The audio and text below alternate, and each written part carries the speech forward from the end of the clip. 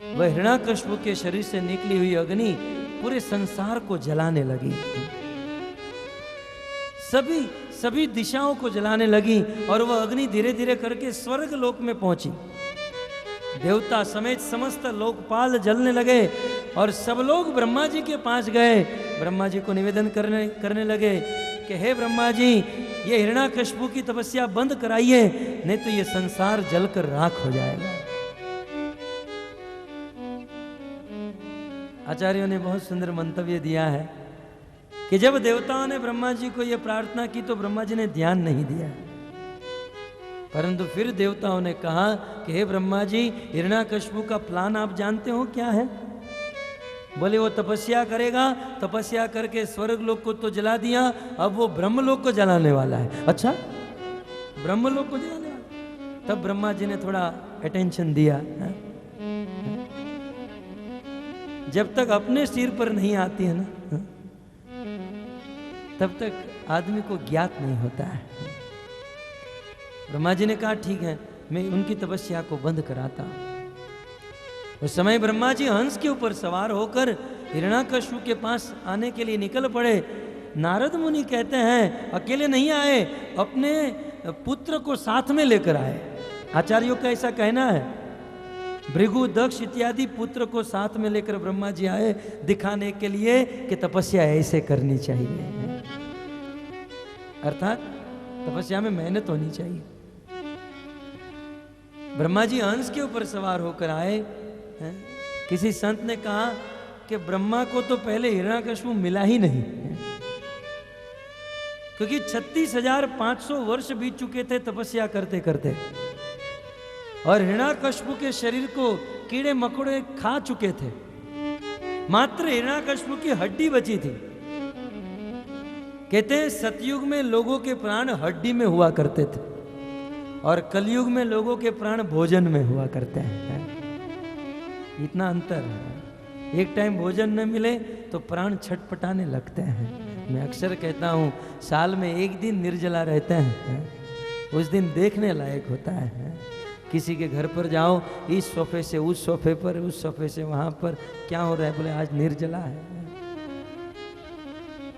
कुछ लोग तो हाथ में रिमोट कंट्रोल लेकर टीवी देखते हैं। बोले क्या करें? बोले निर्जला टाइम पास कर रहा हूँ। क्या मतलब है इस निर्जला का? और कुछ लोग तो दोपहर से ही लिस्ट बनाना शुरू करते हैं, जैसे ही कल निर्जला टूटेगी तो ये खाऊंगा, ये खाऊंगा, ये। वाह रे तपस्वी।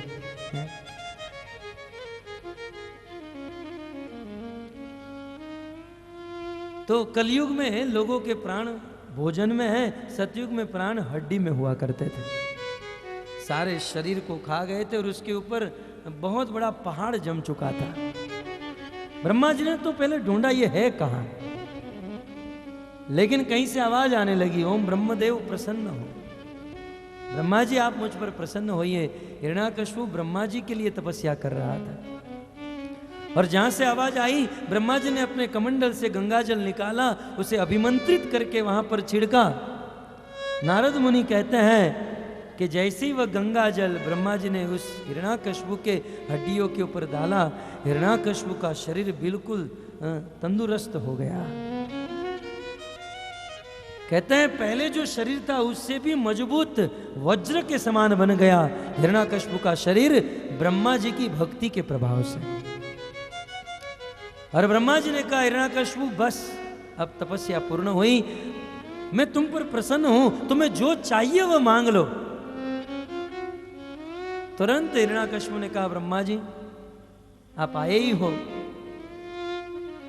तो मुझे अमर कर दो, मैं अमर होना चाहता हूं। इस संसार में ये असुरों का स्वभाव है, असुर कभी भी अमर बनना चाहते हैं, और जिस मनुष्य में भी अमर बनने की वृत्ति है ना, वो मनुष्य के रूप में असुर ही है। असुरों का स्वभाव है कि वे अमर बनना चाहते हैं, लेकिन साधु संत भक्तों का स्वभाव, भक्त अमर बनना नहीं चाहता, भक्त भले मरे परंतु भक्त अपनी मृत्यु को संवारना चाहता है, मृत्यु को टालना नहीं चाहता है। परीक्षित चाहते तो अपनी मृत्यु को टाल सकते थे, अपनी मृत्यु को टाला नहीं, अपनी मृत्यु को संवार दिया। तो भक्तों का यही भाव है कि हम जहां कहीं भी रहे, मम जन्मनि जन्मनीश्वरे भवताद भक्तिर अहेतुकी त्वयि, भजन करते रहे। हिरण्याकश्यप ने कहा अमर करो, ब्रह्मा जी ने कहा देखो मैं अमर नहीं कर सकता हूं, क्योंकि अमर तो मैं स्वयं नहीं हूं, और कुछ मांगो। ब्रह्मा जी ने जब सीधे सीधे वरदान नहीं दिया, ऐसे कान नहीं पकड़ा तो ऐसे पकड़ाया। ठीक है तो ऐसा वरदान दो, जरा लिख लो, कोई थोड़ा लंबा चौड़ा है।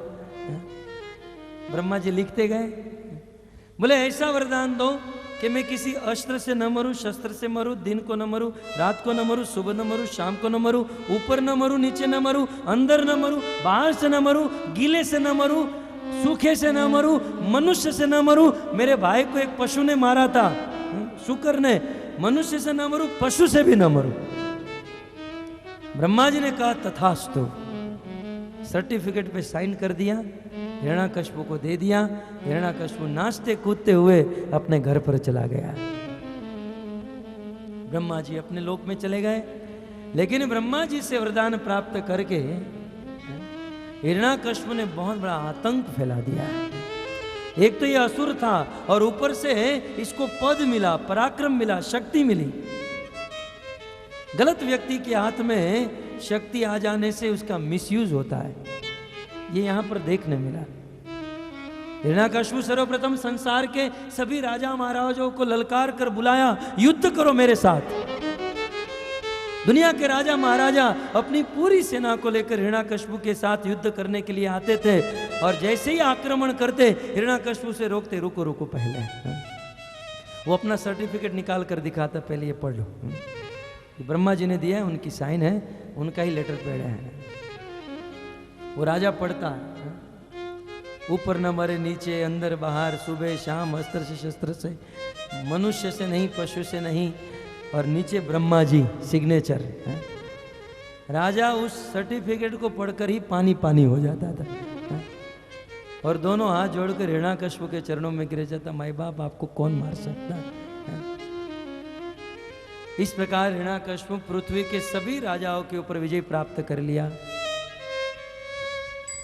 जब इस पृथ्वी पर वे राजा बन गया पूरी पृथ्वी का, फिर वह स्वर्ग में गया। स्वर्ग में जाकर देवताओं के साथ युद्ध किया और देवताओं को अपने वश में कर लिया। स्वर्ग में सत्वगुण होता है, देवता सत्व प्रधान है, मनुष्य में रजोगुण प्रधान है, असुरों में तमोगुण प्रधान है, देवताओं में सत्वगुण प्रधान है। देवतागण सत्वगुणी हैं, अपने देवलोक में सात्विक आहार करते हैं, मात्र फलाहार करते हैं या फलों का जूस पीते हैं, वे सूरा का पान करते हैं, सोम रस पीते हैं। लेकिन अब तो जानते हैं आदमी अपने स्वभाव से बड़ा मजबूर होता है। बिगड़ा हुआ आदमी कितनी भी अच्छी जगह पर चला जाए, वो अपनी आदत नहीं छोड़ सकता है। हिरण्याकश्यप स्वर्ग में गया और स्वर्ग में जाकर दारू पीने लगा, और वो भी देसी, ऐसा लिखा।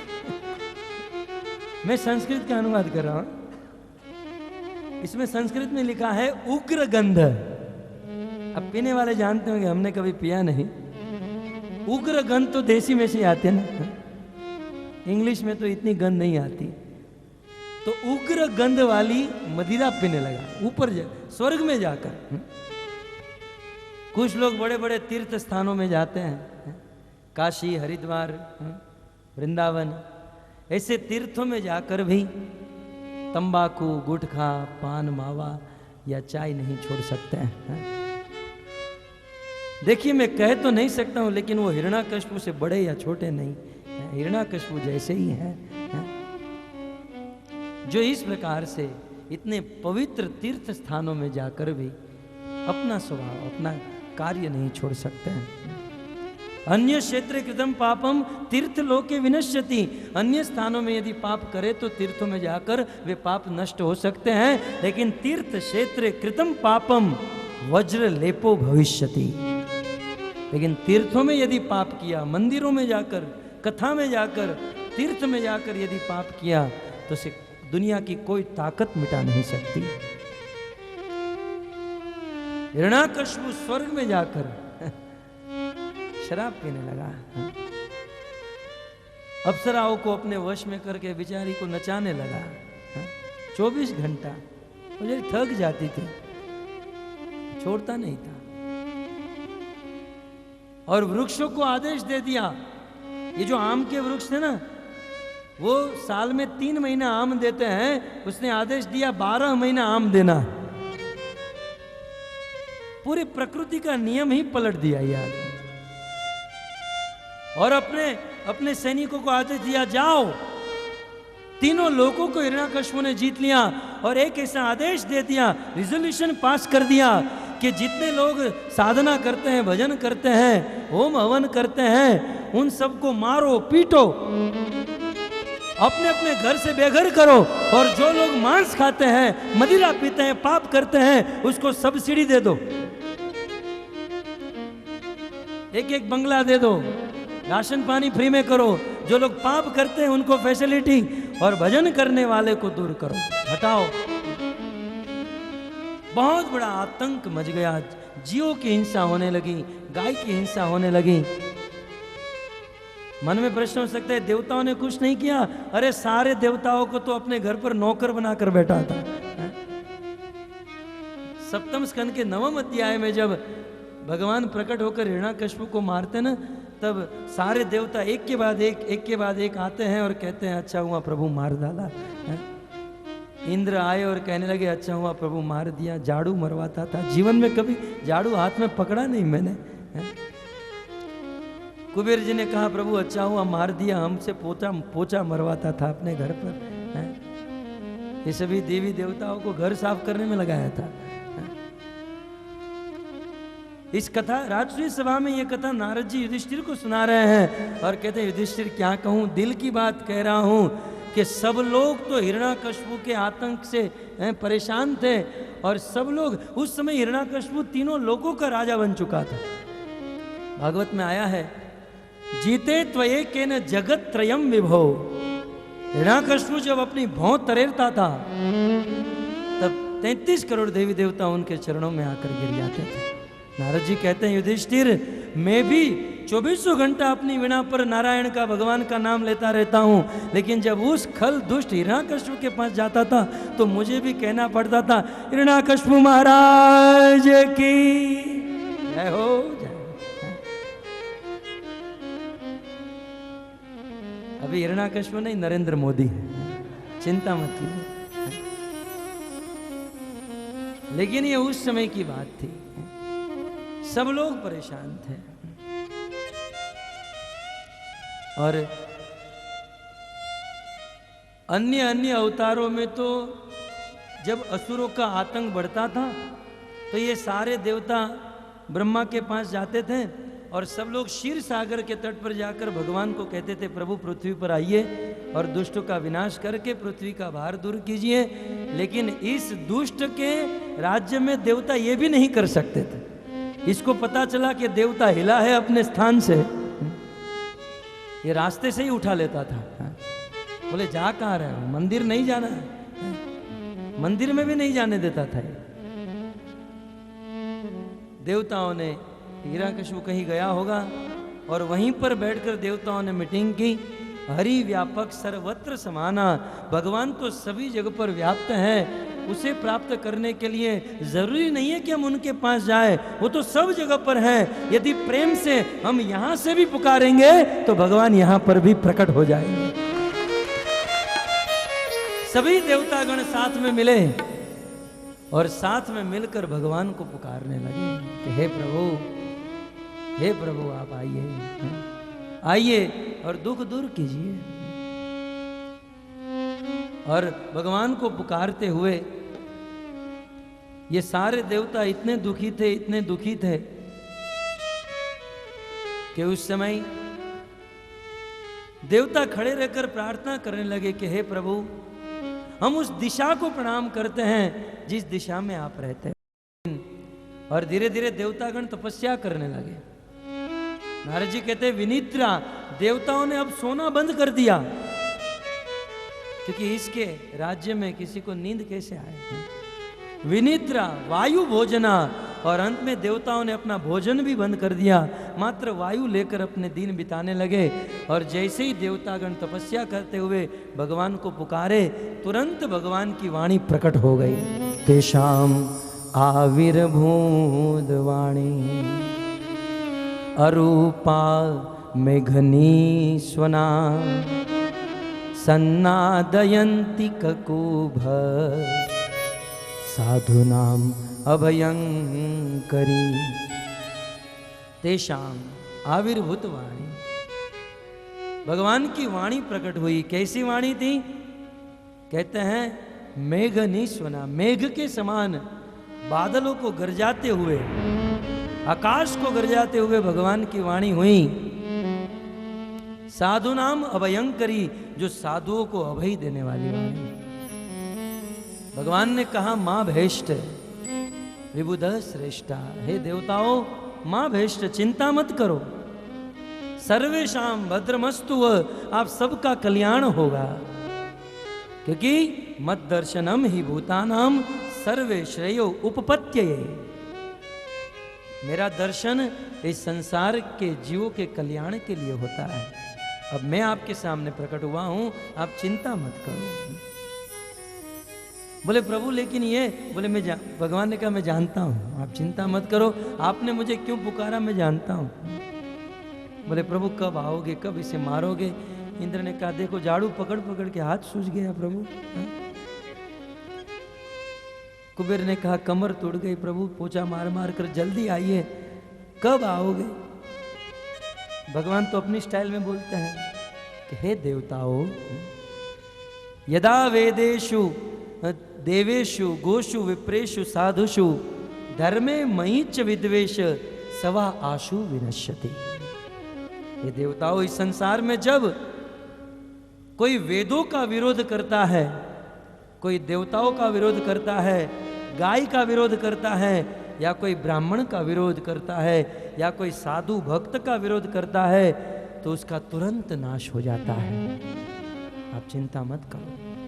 भगवान जाने लगे, देवताओं ने पकड़ लिया, नहीं प्रभु आप तारीख दीजिए कब आएंगे, आप ऐसे घुमा फिरा कर मत बताइए, आप डेट दीजिए, आप कब आओगे, तो हम उस डेट की राह देखेंगे, आप परफेक्ट बताइए। तब भगवान ने कहा निर्वेराय प्रशांताय स्वसुताय महात्मने। ये देवताओं, जिस समय हिरण्याकश्यपु अपने सुंदर गुणवान सुशील मेरे भक्त प्रहलाद के प्रति द्वेष करेगा, जो प्रहलाद निर्वैर हैं, प्रशांत हैं, ऐसे अपने पुत्र प्रहलाद के प्रति जब हिरण्याकश्यपु द्वेष करेगा, जब प्रहलाद को मारने का प्रयास करेगा, तब मैं प्रकट हो जाऊंगा। देवताओं ने कहा प्रभु प्रकट होके क्या करोगे? वो ब्रह्मा वरदान देकर गए हैं और इसी से तो ये उछल रहा है। भगवान ने कहा वरोर्जितम, अरे ब्रह्मा ने कितना हूं बड़ा वरदान दिया हो, उस वरदान को भी मैं लांग दूंगा और इस दुष्ट को मार डालूंगा, आप चिंता मत कीजिए। हिरण्याकश्यप सोचा मैं बुद्धिमान हूं, मैंने ऐसा मांग लिया है कि अब मुझे कोई नहीं मार सकता है। लेकिन उनके भी बाप भगवान बैठे थे, जहां से बुद्धि आती है वो भगवान जानते थे कि इसको कैसे मारना है। चिंता मत करो, मैं बहुत जल्द आऊंगा। नारद जी कहते हैं कि पूरी दुनिया, तीनों लोक जहां हिरण्याकश्यप को भगवान मानती थी, जहां उनका नारा लगाती थी, उस पूरी दुनिया में हिरण्याकश्यप का ही एक 5 साल का बालक प्रहलाद अपने बाप को भगवान नहीं मानता था। वैसे तो बहुत सुंदर था, प्रहलाद महाराज के बहुत सुंदर गुण का वर्णन हुआ। ब्राह्मणीय शील संपन्न प्रहलाद महाराज ब्राह्मणों की सेवा करते थे, शीलवान थे और सत्य संदो जितेंद्रिय और सत्यवादी थे, कभी झूठ नहीं बोलते थे। जितेंद्रिय, अपनी इंद्रियों को अपने वश में किए हुए थे। आत्मवत सर्वभूतानाम, सभी जीवों को अपने ही समान देखते थे। अपने से बड़ों के साथ दास के समान व्यवहार करते थे, समान वालों के साथ मित्रता का व्यवहार करते थे, और छोटे लोगों के साथ पिता के समान व्यवहार करते थे। वैसे बहुत सारे गुण प्रहलाद महाराज में थे। नारद जी बहुत सुंदर कहते हैं, विद्यार्थ रूप जन्माढ्यो मानस स्तंभ विवर्जित। प्रहलाद महाराज बहुत विद्वान थे, विद्या थी उनमें, बहुत ज्ञानी थे। स्कूल में एक बार कोई पढ़ाते थे उसको याद रह जाता था। विद्या थी, अर्थ माने प्रचुर मात्रा में धन था। अब जिसका बाप तीनों लोगों का राजा है, उसके बेटे को क्या चिंता, क्या बाकी है उनके पास। विद्या थी, रूप था, सुंदरता थी, धन था, और उच्च कुल में, कश्यप जी के कुल में इनका जन्म हुआ था। आज मनुष्य को ये चार चीज में से एक भी चीज मिल जाए ना, तो अहंकार आए बिना रह नहीं सकता है। लेकिन प्रहलाद के पास ये चारों चीज थी, विद्या भी थी, रूप भी था, गुण भी था, और धन भी था। लेकिन फिर भी तनिक मात्र भी अहंकार नहीं था। मानस स्तंभ विवर्जित, अहंकार से मुक्त थे।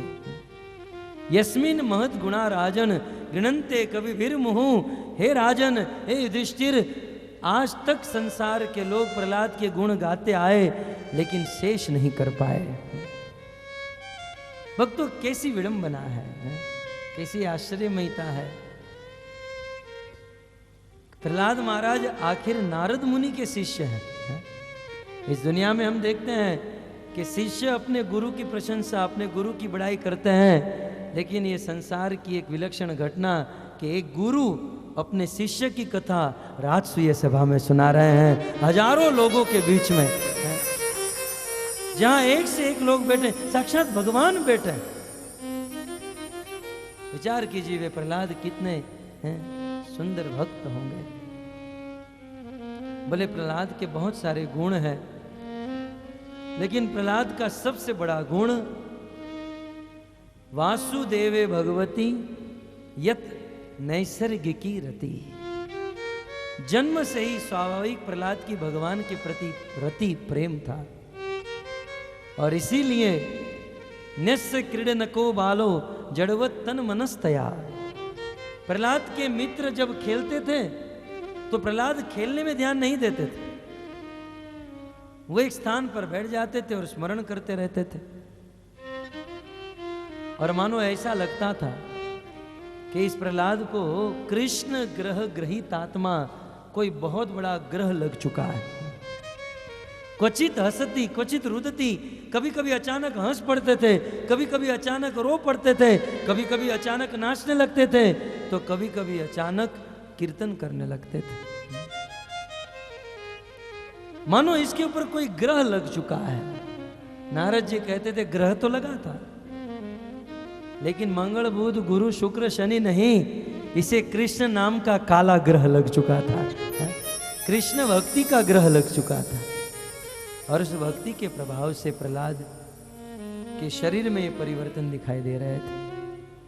ऐसे शुद्ध भक्त प्रहलाद के साथ हिरण्याकश्यप ने द्वेष किया। कैसे? कहते हैं प्रहलाद को पढ़ने के लिए गुरुकुल में भेजा गया। एक साल गुरुकुल में पढ़ने के बाद प्रहलाद वापस आए। कयाधु ने, प्रहलाद 5 साल के होंगे, 4-5 साल के होंगे, कयाधु ने प्रहलाद को स्नान कराया और अपने पिता हिरण्याकश्यप के पास भेजा। हिरण्याकश्यप ने प्रहलाद को गोद में बिठाया, मस्तक सूंघा और सिर पर हाथ घुमाते हुए कहा, बेटा प्रहलाद, तुम 1 वर्ष तक गुरुकुल में पढ़े हो, बताओ तुमने गुरुकुल में क्या सीखा है? आज का पिता भी जब शाम को ऑफिस से घर पर आता है ना, तो बेटे को गोद में बिठाकर पूछता है, आज स्कूल में क्या पढ़ाया? हिरण्याकश्यप ने पूछा, बताओ प्रहलाद, 1 वर्ष तक गुरुकुल में जो तुमने पढ़ा, उसमें से सबसे अच्छा क्या लगा? हिरण्याकश्यप के मन में लगा अभी बोलेगा कि मुझे कर कैसे वसूल करना, टैक्स कैसे वसूल करना ये अच्छा लगता है, या दाव पेच कैसे करना ये अच्छा लगता है, या राज कैसे करना अच्छा लगता है, लेकिन यहाँ तो कुछ अलग ही था। प्रहलाद ने कहा छोड़ो ना पिताजी, कुछ और करते हैं। नहीं नहीं बेटा, बताओ तुमने गुरुकुल में सबसे अच्छी शिक्षा कौन सी लगी? जब बार बार हिरण्याकश्यप ने पूछा तो प्रहलाद ने कहा सुनो, तत्साधु मनीय असुरवर्य देही नाम सदा समुद्विग्न दियाम असदग्रहात हितवात्म पातम गृहमंद कूपम वनम गतो यद हरिमाश्रयेत। आप यही पूछ रहे हो ना कि मुझे अच्छा क्या लगता है? 1 वर्ष तक मैंने जो पढ़ा उनमें से अच्छा क्या लगा? पिताजी सत्य कहे तो ये घर गृहस्थी में फजीयत के अलावा कुछ नहीं है, और यहां रहकर मात्र दिमाग बिगड़ रहा है। हितवात्म पातम गृह अंध कूपम, ये गृह जो है ये गृहस्थी अंधेरे कुएं के समान है, यहां कुछ मिलने वाला नहीं है। पुनः पुनः चरवी चरवना नाम, ये चबाए हुए को चबाने के समान है पिताजी।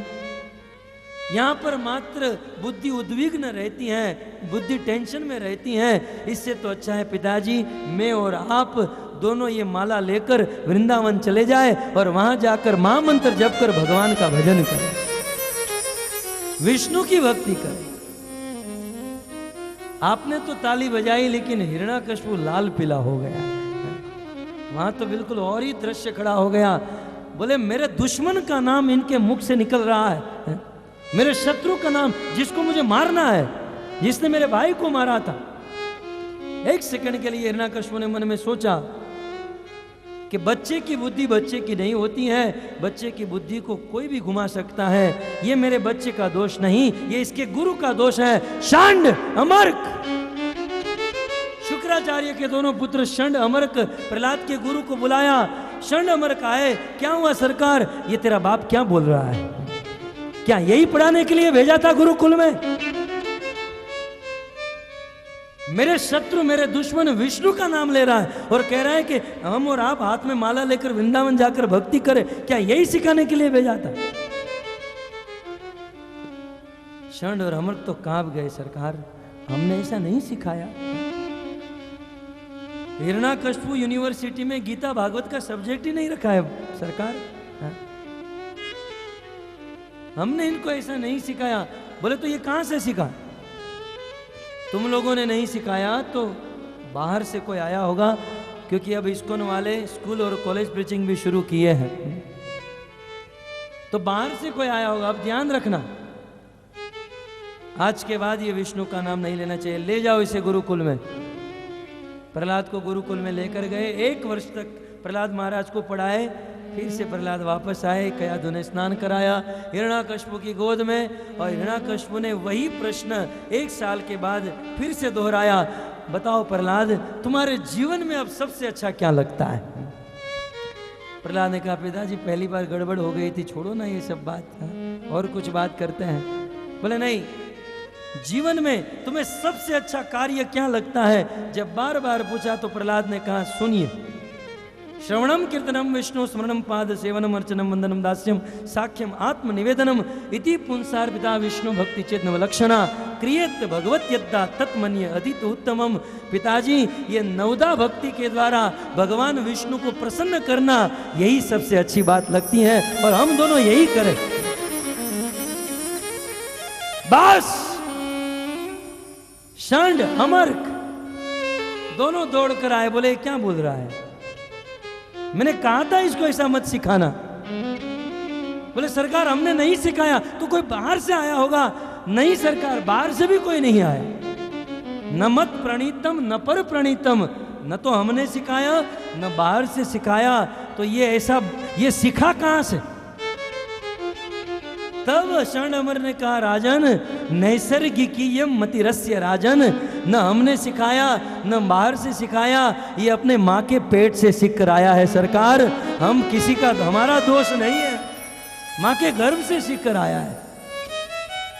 महाभागवत नारद मुनि की कृपा है। हिरण्याकश्यप को क्रोध आ गया। बोले दैत्य चंदन वने, ये दैत्य रूपी चंदन वन में बबूल कहां से उग गया? अरे बबूल जैसा तो तू है, लेकिन उसको कहने वाला तो कोई था नहीं। बोले दैत्य रूपी, हिरण्याकश्यप अपने असुर साम्राज्य को चंदन मानता था और प्रहलाद को बबूल मानता था। बबूल तो तू है यहां पर। लेकिन तुझे कोई कह नहीं सकता है। हिरण्याकश्यप ने उस नीति को याद किया, शरीर में यदि कोई एक अंग सड़ जाए तो उसको काट देने में ही बुद्धिमानी है।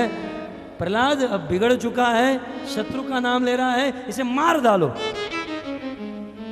प्रहलाद को मारने के बहुत प्रयास किए।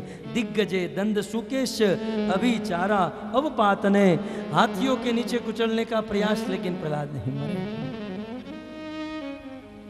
सर्प के भरे हुए एक कमरे में बंद किया गया और हजारों सर्प प्रहलाद को डंक मारने लगे।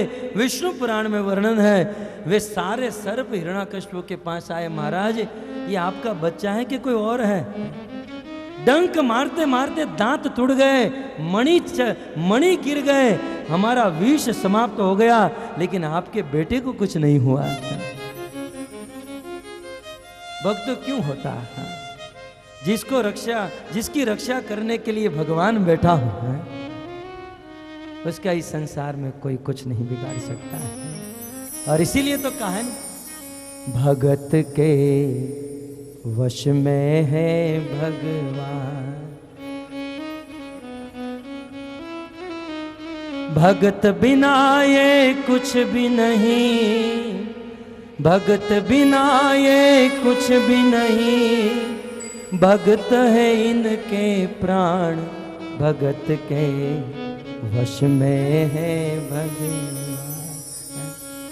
भगवान तो भक्त के वश में है, सदैव अपने भक्त के पीछे खड़े रहते हैं कि मेरे भक्त का बाल भी बांका ना हो। अभिचारा अवपातने, प्रहलाद को मारने के लिए कृत्या उत्पन्न की गई और हाथ में त्रिशूल लेकर प्रहलाद को मारने गई। वह त्रिशूल के 1000 टुकड़े हो गए और वो गिर गया। अवपातने प्रहलाद को बहुत बड़े पर्वत पर लेकर गए और बहुत ऊंचाई से प्रहलाद को फेंक दिया। लेकिन किसी ने कहा है, जाको राखे साइया, मार सके न कोई, बाल न बाका कर सके, जो जग वेरी है। पूरा संसार यदि किसी भक्त का वेरी बन जाए, कुछ नहीं बिगाड़ सकता। अवपातने प्रहलाद को मारने के लिए अब हिरण्याकश्यप ने सोचा मुझे ही कुछ करना होगा। अपनी पत्नी कयाधु के पास गया और जहर की बोतल देकर कहा कि भोजन में जहर डालकर अपने बेटे को खिला दो। कयाधु ने अपने पति को बहुत समझाया कि हमारा बेटा लाखों में एक है, इतना गुणवान है, सुशील है, साधु है, और आप ऐसे बेटे को मारने का प्रयास कर रहे हैं और मुझे कह रहे हैं कि भोजन में विष डाल दो और मार डालो। प्रभु आप चाहो तो मुझे मार दो, मैं मर जाऊंगी, लेकिन मैं इन हाथों से प्रहलाद के भोजन में विष नहीं डाल पाऊंगा। तब हिरण्याकश्यप ने स्वयं भोजन में विष डाला, प्रहलाद को दिया। प्रहलाद विष युक्त भोजन खा गए, लेकिन वह विष प्रहलाद का कुछ नहीं बिगाड़ पाया। अंत में हिरण्याकश्यप ने आदेश दिया, इसके शरीर पर पत्थर बांधो और महासागर में डुबा दो। प्रहलाद को महासागर में डुबा दिया। लेकिन भगवान विष्णु सबके हृदय में है, प्रहलाद के हृदय में प्रकट हुए, सारी शक्ति मिली और उस पत्थर पहाड़ को फोड़कर प्रहलाद महाराज उस समंदर से, महासागर से बाहर आ गए। प्रहलाद घर पर आए, हिरण्याकश्यप मस्तक पर हाथ रखकर बैठ गया है कि ये तो मर ही नहीं रहा है। शरण अमर ने कहा, महाराज चिंता मत करो, हम इसे गुरुकुल लेकर जाते हैं, हमारे पिता शुक्राचार्य आएंगे तो कोई अच्छा रास्ता निकालेंगे। प्रहलाद को गुरुकुल में ले गए। पढ़ते पढ़ते एक दिन शंड और अमर को गृह कार्य करने के लिए घर पर गए और बच्चों को कहकर गए कि 1 घंटे के लिए फ्री पीरियड दे रहे हैं, आपको जो करना है करो। सारे बच्चे खेलने लगे। प्रहलाद सारे बालकों को बुलाए और कहने लगे, हे बालकों आप खेलो मत, मैं प्रवचन दे रहा हूं, वह सुनो। प्रहलाद ने बहुत भारी प्रवचन किया कि बच्चों खेलने में ध्यान मत दो, मनुष्य जीवन भजन करने के लिए मिला है। अनेक श्लोकों में उपदेश दिया। शंड अमर जब वापस आए तो देखे कि अब तक तो ये अकेला भक्ति भजन करता था, अब तो सारे असुर बालकों को भजन करा रहा है। अब तो असुर का साम्राज्य रहेगा नहीं, सब बच्चे भक्त बन गए। और ये बात यदि हमारे महाराज हिरण्याकश्यप को पता चली तो ये हमको मार डालेंगे। कोई जाकर उनको बताए, उनके पहले हम ही उनको बता देते हैं। षंड और अमर प्रहलाद को लेकर हिरण्याकश्यप के पास आए और हिरण्याकश्यप को कहने लगे, आगे की कथा सूरदास जी की भाषा में। हम तो बहुत भांति पछिहारे,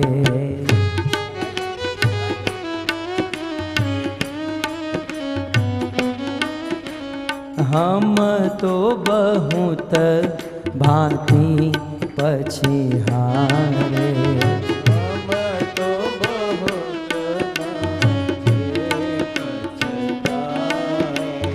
इनको ही राम ही नाम उचारे, इनको ही राम उचारे, इनको ही राम ही नाम उचारे, इनको ही राम नाम उचारे। षंड और अमर कहने लगे, सरकार ये आपका बेटा पूर्ण रूप से बिगड़ गया है। हमने इनको बहुत मनाया कि भगवान का नाम मत लो, लेकिन ये फिर भी विष्णु का नाम ले रहा है। इनको बहुत मारने का प्रयास किया, बहुत मारा पीटा, लेकिन अब ये मान नहीं रहा है। तब हिरण्याकश्यप प्रहलाद के पास जाकर कहने लगा, नृप कहियो मंत्र जंत्र कछु आही, नृप कहियो मंत्र जंत्र कछु के छल करत कछु तू आही, छल करत कछु तू ताको कौन बचावत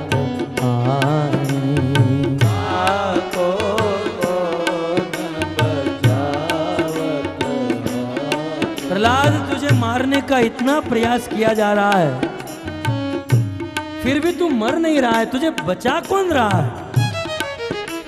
आखिर ये तेरी रक्षा बार बार कौन कर रहा है? तू कोई तंत्र जानता है, तू कोई मंत्र जानता है, तो मुझे भी बता दे। तब प्रहलाद ने कहा, मंत्र जंत्र मेरे हरि नाम, मंत्र जंत्र मेरे हरि नाम, मंत्र जंत्र मेरे हरि नाम, मंत्र जंत्र मेरे हरि नाम, घट घट में जाको विश्राम, घट घट में जाको विश्राम। पिताजी, आप ये जानना चाहते हो कि मेरी रक्षा करने वाला कौन? तो सुनिए, मैं निरंतर भगवान का नाम लेता हूं। मेरे मंत्र जंत्र जो भी हैं वो हरि नाम है।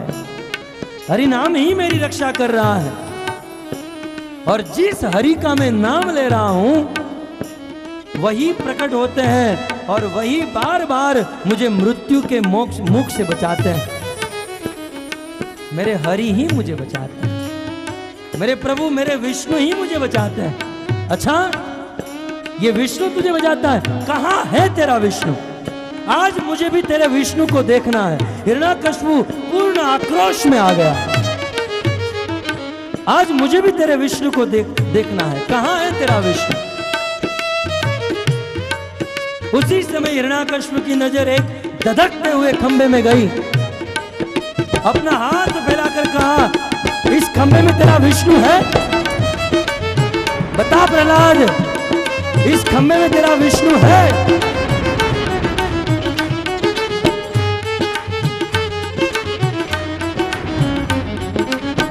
प्रहलाद महाराज ने कहा, विष्णु का अर्थ होता है सर्वव्याप्त इति विष्णु। मेरे प्रभु मेरे विष्णु अत्र तत्र सर्वत्र सब जगह पर है। और यदि मेरे विष्णु सब जगह पर है तो हाँ, इस खंबे में भी है। प्रहलाद ने कह दिया इस खंबे में मेरे विष्णु है। भक्तों, सुखदेव गोस्वामी, नारद मुनि कहते हैं कि उस खंबे में विष्णु नहीं थे। यह सत्य बात है, उस खंबे में विष्णु नहीं थे, लेकिन एक भक्त ने, प्रहलाद ने कह दिया कि उस खंबे में विष्णु है, तो भगवान विष्णु उस खंबे में प्रकट हो गए। वैशाख सुद 14 दिशा रवि होत अस्त संध्या ही काल।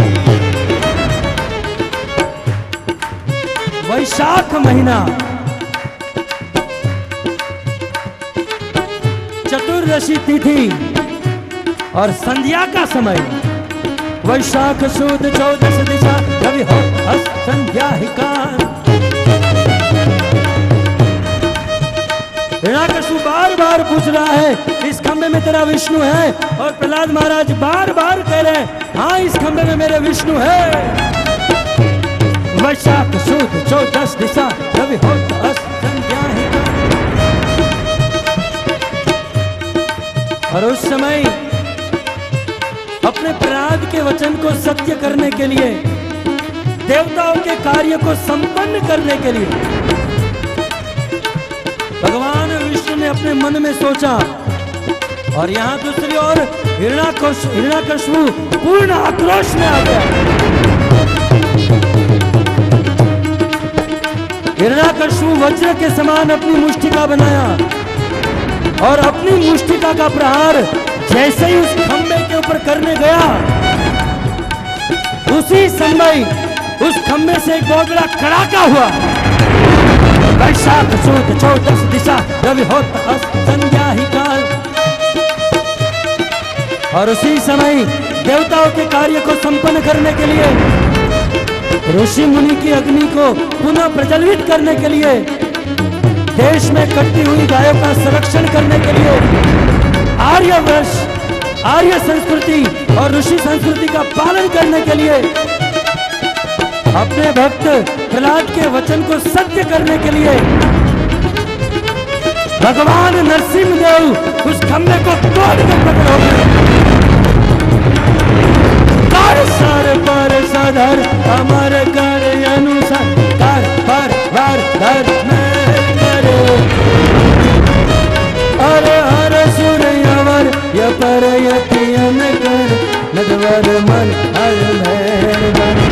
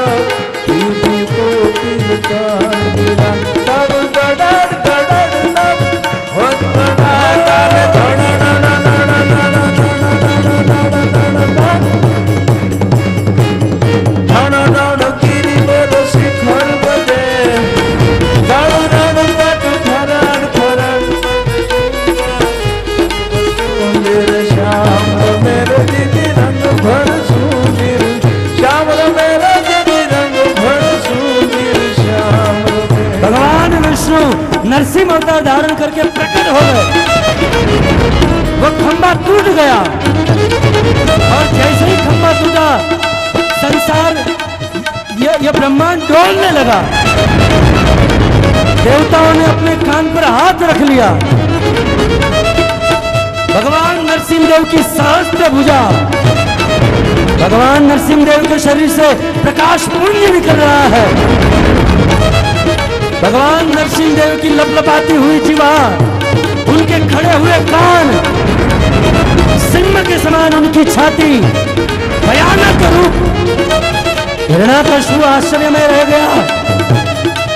आधा नर आधा मनुष्य, ये न तो नर है न सिंह है। अरे मूर्ख, ये नरसिंह है। भगवान नरसिंहदेव की सहस्त्र भुजा, सहस्त्र सेनाओं के समान हिरण्याकश्यप की सेनाओं का विध्वंस करने लगी। भगवान नरसिंहदेव का शरीर आकाश को छू रहा था। भगवान नरसिंहदेव के बालों से आकाश के बादल भीतर भीतर हो रहे थे। भगवान नरसिंहदेव के सांस से समुद्र खोलने लगा, शुद्ध होने लगा। भगवान नरसिंहदेव के सिंहनाद से दिग्गज डोल गए और भगवान नरसिंहदेव जब चलने लगे, उनकी पांव की धमक से यह धरणी ध्रुजने लगी, यह पृथ्वी कांपने लगी। और उसी समय भगवान नरसिंहदेव अपने हाथ में गदा लेकर आज हिरण्याकश्यप पूर्ण स्फूर्ति में दोनों एक दूसरे के ऊपर टूट पड़े। ताव डमक डमक दादुर तव डमकत कत मोर मलाल गिरा, तव पियु पियु शब्द पुकारत जात पियु को गिलकंठ गिरा। तब दोनों एक दूसरे के ऊपर टूट पड़े। भयंकर युद्ध छिड़ा है। जैसे गरुड़ आकाश से आकर किसी सांप को झपट मार के उठा लेता है, वैसे पहली बार भगवान नरसिंहदेव ने गरुड़ की तरह सर्प को, हिरण्याकश्यप को झपट मार के उठा लिया। हिरण्याकश्यप छटपटाने लगा, लेकिन हिरण्याकश्यप भगवान नरसिंहदेव के हाथ से छूट गया। हिरण्याकश्यप का उत्साह बढ़ा। पुनः हिरण्याकश्यप युद्ध करने के लिए तैयार और दोनों एक दूसरे के ऊपर प्रहार करने लगे। युद्ध करते करते संध्या का समय हो गया और भगवान ने हिरण्याकश्यप को मारने का निर्णय ले लिया। जैसे ही भगवान ने हिरण्याकश्यप को मारने का निर्णय लिया, यह धरती फटने लगी। हिरण्याकश्यप के मस्तक पर गीत डोलने लगे, भयंकर सियार की आवाज होने लगी। हिरण्याकश्यप समझ गया यह मेरे जीवन का अंतिम दिन है। हिरण्याकश्यप का दायां अंग फड़कने लगा, यह ब्रह्मांड फटने लगा, कीर्ति के स्तन से दूध छूने लगा। और उसी समय संध्या के समय भगवान नरसिंहदेव हिरण्याकश्यप को चौखट पर लेकर गए, अपने गोद में बिठाए। जैसे गरुड़ किसी सर्प को फाड़ देता है, जैसे सिंह अपने शिकार को फाड़ देता है, जैसे चटाई बनाने वाला मिस्त्री घास के तिनके को फाड़ देता है, वैसे भगवान नरसिंहदेव ने हिरण्याकश्यप की छाती को फाड़ दिया। देवताओं के द्वारा पुष्प वृष्टि हुई और संसार के समस्त लोगों ने जय जयकार की। नरसिंहदेव भगवान की। तव कर कमलवरे नखम अद्भुत श्रृंगम दलित हिरण्यकशिपु तनुबिंदम केशवदेता हरि रूपा जय जगदीश हरे जय जगदीश हरे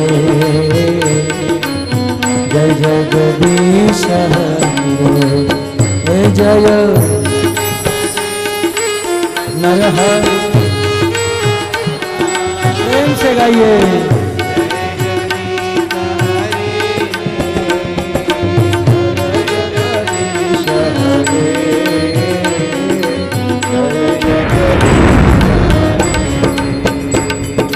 नरसिंहदेव जय नरसिंहदेव नरसिंहदेव जय नरसिंहदेव।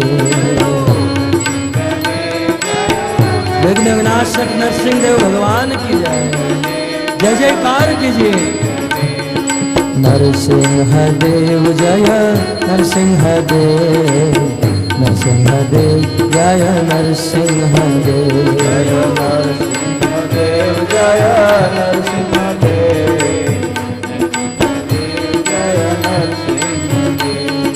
केशव गीता नरहरि रूपा जय जगदीश हरे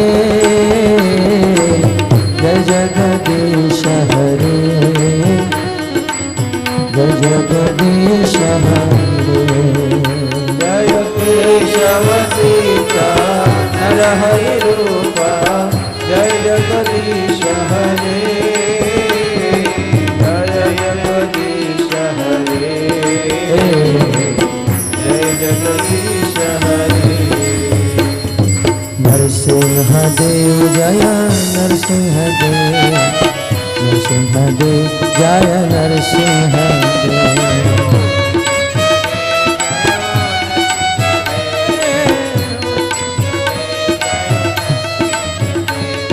प्रहलाद महाराज जय प्रहलाद महाराज प्रहलाद महाराज जय प्रहलाद महाराज जय प्रहलाद महाराज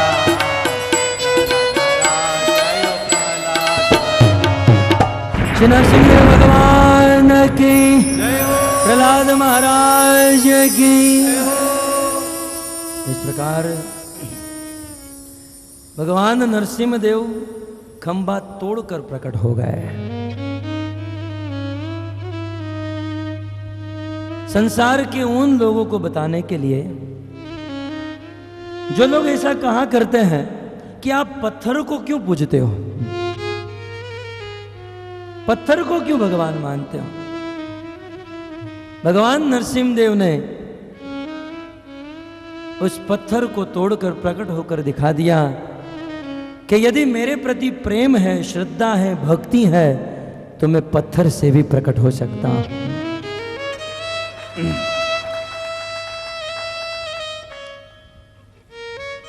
और मैं मेरे भक्त का वचन सदैव सत्य करता हूं। इस प्रकार यह प्रकरण समाप्त हुआ। देवताओं ने भगवान नरसिंह देव की स्तुति की और फिर युधिष्ठिर महाराज ने नारद मुनि को कहा, प्रभु आप सनातन धर्म के बारे में बताइए। तब नारद मुनि सनातन धर्म के बारे में बताते हुए वर्णाश्रम धर्म का वर्णन करते हैं। सर्वप्रथम नारद मुनि ब्रह्मचारी धर्म का वर्णन करते हैं, फिर वानप्रस्थ धर्म का और फिर संन्यास धर्म का वर्णन करते हैं। और अंत में 13वें अध्याय में कहते हैं कि जो संन्यास ग्रहण करता है वह निश्चित रूप से मरने के बाद भगवान की प्राप्ति ही करता है। जब इस प्रकार से कहा तब युधिष्ठिर महाराज ने पूछा कि प्रभु आपने कहा कि ब्रह्मचारी भगवान की प्राप्ति करता है, वानप्रस्थ भी भगवान की प्राप्ति करता है और सन्यासी भी भगवान की प्राप्ति करता है, तो बीच में गृहस्थ तो छूट ही गया, क्रम छूट गया है? भागवत में कल आप सुनेंगे। बोले आपने इन तीनों आश्रम के बारे में एक एक अध्याय सुनाया और कहा कि ये तीनों भगवान की प्राप्ति कर सकते हैं, तो क्या गृहस्थ भगवान की प्राप्ति नहीं कर सकते हैं? तो प्रभु अब आप ये बताइए कि मेरे जैसा गृहस्थ भगवान की प्राप्ति कैसे कर सकता है? तब नारद मुनि उस राजसूय सभा में युधिष्ठिर महाराज को गृहस्थ धर्म का उपदेश प्रारंभ करते हैं। ये कथा कल से शुरू होगी, 2 दिन तक भूमिका हुई, कल से कथा प्रारंभ होगी। हरे कृष्ण, धन्यवाद।